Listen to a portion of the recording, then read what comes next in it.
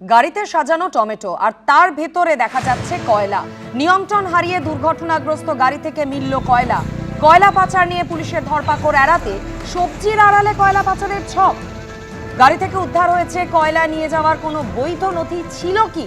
কোথায় নিয়ে যাওয়া হচ্ছিল এই কয়লা? তদন্তে নেমেছে পুলিশ।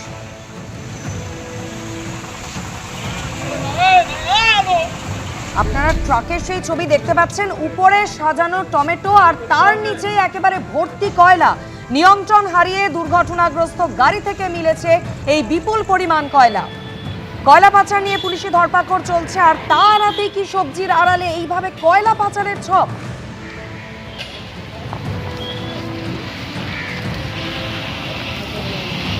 সকালবেলা এসে দেখছি যে গাড়িটা অ্যাক্সেল বা গোল্লা কেটে বাঁ দিকে পড়ে রয়েছে।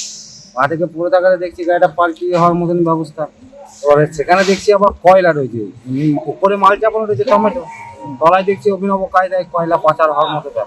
আগে তো দেখিনি গাড়িতে কোনোদিন কয়লা যাওয়া, এখন দেখছি মানে পাচার হচ্ছে। তার মানে আমরা জিনিসটা দেখলাম এটা আজকে হয়েছে বলে, নাহলে তো আমরা কোনোদিন দেখিনি। অভিনব কায়দায় নিশ্চয়ই যায় এভাবে কয়লা, নাহলে কীভাবে পাচার। কোথা থেকে এই কয়লাগুলোকে আনা হচ্ছে বলে মনে হচ্ছে? আমার যতদূর সম্ভব এটা আপনার আসানসোল ওই সাইড থেকে, আসানসোলেরই নাম্বার গাড়িটা, একমাত্র ওই সাইডে যেখানে কয়লা পাওয়া যায় আমাদের কলিয়ারির সাইড।